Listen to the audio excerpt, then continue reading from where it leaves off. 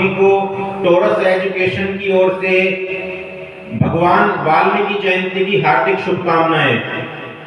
आज हम यहाँ पर सभी स्टूडेंट्स ये जानने के लिए एकत्रित हुए हैं कि भगवान वाल्मीकि वास्तव में क्या थे और उन्होंने अपना जीवन किस तरह से बदल दिया। तो आशा करता हूँ कि आप सभी स्टूडेंट्स इस बात को ध्यानपूर्वक सुनेंगे।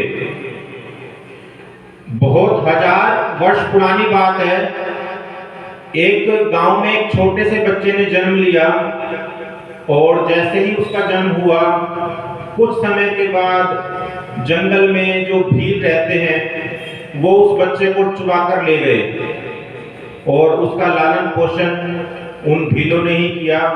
और भील आपको पता ही है कि अपना जो जीवन यापन करते हैं वो जंगल के जो पशु पक्षी होते हैं उनको मार कर या वहीं पर वो उसी तरह से रहते हैं। और इसी तरह से जो एक छोटा सा बालक था वो धीरे धीरे बड़ा होने लगा और वो भी शिकार करना सीख गया।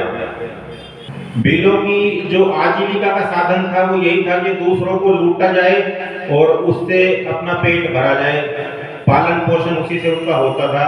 तो इसी तरह से वो छोटा सा बालक भी जैसे जैसे बड़ा हुआ, उसने बचपन से यही बातें सब देखी। तो बचपन से देखते देखते जब वो बड़ा हुआ तो वो भी ऐसा ही बन गया। और जब वो अपनी युवावस्था में आया तो उसने देखा कि इस तरह से तो हमारे परिवार का भरण पोषण होगा नहीं, तो हम लोगों को लूटना शुरू करेंगे। और वो इस तरह से धीरे धीरे धीरे धीरे जब लोगों को लूटता चला गया तो एक दिन बहुत बड़ा डाकू बन गया और डाकू रत्नाकर के नाम से मशहूर हो गया। आप ध्यानपूर्वक सुन रहे हैं कि वो डाकू रत्नाकर बन गया और रत्नाकर का इतना भय होने लगा उस जंगल में कि सब लोग रत्नाकर से डरने लगे कि इस जंगल से अगर हम जाएंगे तो डाकू रत्नाकर हमें लूट लेगा। सब लोगों को इतना भय होने लगा रत्नाकर से। तो एक समय की बात है, देवऋषि नारद उसी राह से गुजर रहे थे तो उन्होंने देखा कि कुछ लोग सामने से आ रहे हैं और देवऋषि नारद देख रहे हैं कि वो रोते बिलखते हुए आ रहे हैं। देवऋषि नारद ने उनसे पूछा कि आप क्यों रो रहे हो, क्यों बिलख रहे हो? तो उन लोगों ने जवाब दिया कि हम तो लूट चुके हैं, आप क्यों लूटने जा रहे हो? आगे रत्नाकर डाकू है और वो आपको भी लूट लेगा। हमको लूट लिया, हमारा सारा धन उसने लूट लिया है, आप आगे मत जाओ। परंतु देवऋषि नारद कहाँ मानने वाले थे।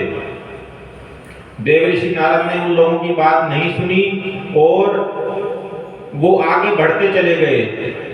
थोड़ी दूर आगे जब गए तो उन्होंने देखा कि रत्नाकर डाकू सामने है, छुप के शिकार करने के लिए तैयार खड़ा हुआ है।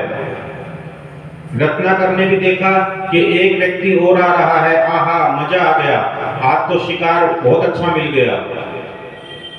तो रत्नाकर डाकू उसके सामने आया, भगवान देवऋषि नारद जी के सामने आया और उसको लूटने के लिए कहा कि आपको भय नहीं लगता, मैं आपके सामने खड़ा हूं, आप जानते हो मैं कौन हूं?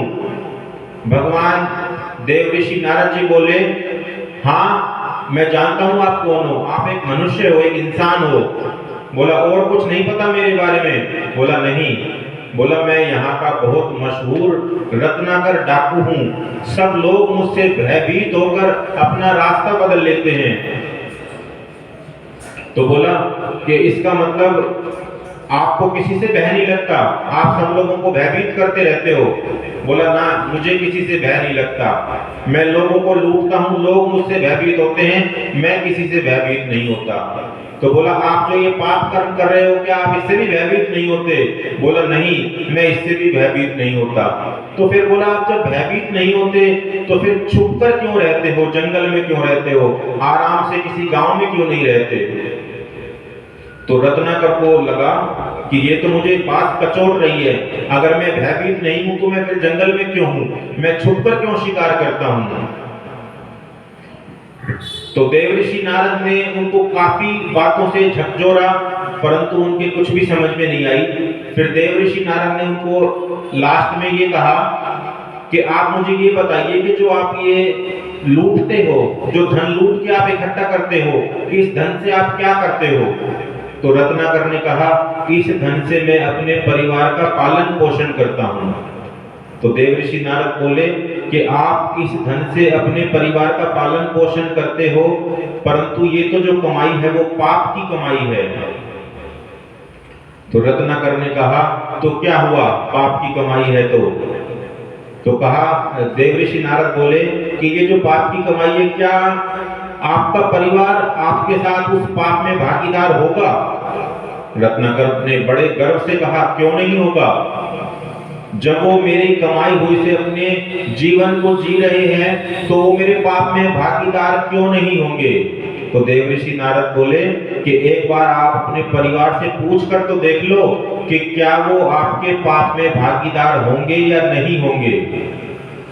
उसने सोचा चलो ठीक है, जब इतनी वार्तालाप देवऋषि नारद से हो ही गई है तो एक बार पूछ कर भी देख लिया जाए।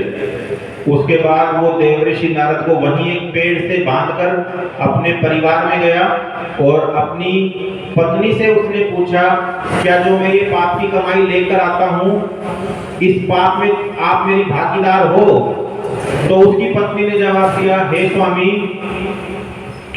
आप मेरे स्वामी हैं और आपके सुख दुख में मैं हर तरह से आपकी सहभागी हूं, परंतु जो ये आप पाप करते हो वो कर्म तो केवल आपको ही भोगना पड़ेगा, उसमें मैं आपकी सहभागी नहीं हूं। रत्नाकर को ये बात अंदर से हिला गई। उसने परिवार के अन्य सदस्यों से भी बात पूछा और सबका जवाब यही था कि जो आप पाप कर रहे हो उसमें केवल आप ही भागीदार हो, हम उसमें भागीदार नहीं रहेंगे।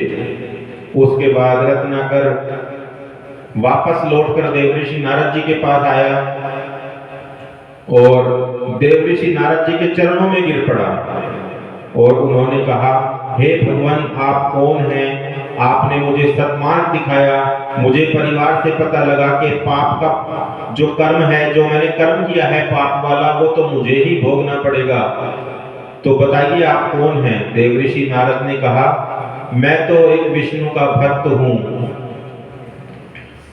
फिर रत्नाकर को उस दिन से इतनी लगन लगी भगवान विष्णु के प्रति कि उसने अपना सारा जो भी वो दुष्कर्म किया करता था वो सभी छोड़ दिया और भगवान की पूजा अर्चना में लग गया, भगवान की आराधना में लग गया और समाधि धारण कर ली। बहुत हजार वर्षों तक उसने भगवान की तपस्या की और तपस्या करने से उसके शरीर के आसपास दीमक ने अपना घर बना लिया। आपको बता दूं कि जहां पर दीमक निवास करती है उस स्थान को वाल्मीकि निवास कहते हैं और तभी से फिर इनका दूसरा नाम वाल्मीकि हो गया, क्योंकि इनके सभी और दीमक ने अपना घर बना लिया था और तभी से ये वाल्मीकि के रूप में प्रसिद्ध हो गए। और उसके बाद भगवान की इनमें इतनी लगन लगी कि इन्होंने महाकाव्य रामायण की रचना कर डाली, जिसको आप सभी जानते हैं कि भगवान वाल्मीकि ने ही रामायण लिखी थी, सभी बच्चों को आपको पता है। तो तभी से रामायण की रचना हुई। तो इस बारे में जो मैंने आपको बताया, आशा करता हूं कि आपको सारी बातें अच्छी तरह समझ में आ गई होगी।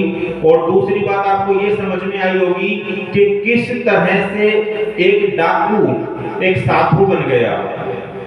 तो आओ आज हम भी ये प्रण करें कि हमारे जीवन में चाहे किसी भी तरह की बाधाएं हैं या हम आज किसी भी तरह से अपने आप को जी रहे हैं, यदि हम चाहें तो अपने आप को पूरी तरह से बदल सकते हैं। जब एक डाकू एक साधु बन सकता है तो हम क्यों नहीं बदल सकते?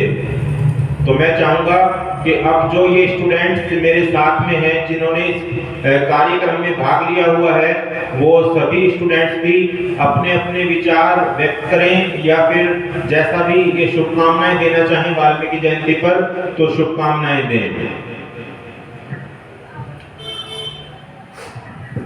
आप सभी को वाल्मीकि जयंती की हार्दिक शुभकामनाएं। आप सभी को वाल्मीकि जयंती की हार्दिक शुभकामनाएं।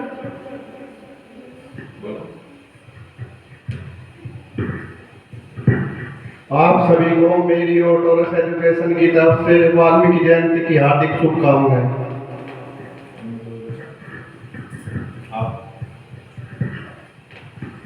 तो दोबारा से आप सभी को टोरस एजुकेशन की ओर से वाल्मीकि जयंती की हार्दिक शुभकामनाएं और बहुत बहुत बधाइयां हो। अब मैं चाहूंगा कि भगवान वाल्मीकि ने महाकाव्य रामायण की रचना की, तो एक जोरदार जयकारा हो जाए भगवान राम के लिए। बोलो श्री रामचंद्र भगवान की। टोरस एजुकेशन संस्थान से संबंधित और अधिक जानकारी के लिए आप हमसे संपर्क कर सकते हैं। धन्यवाद। You can contact us for more information related to Torus education institute. Thank you.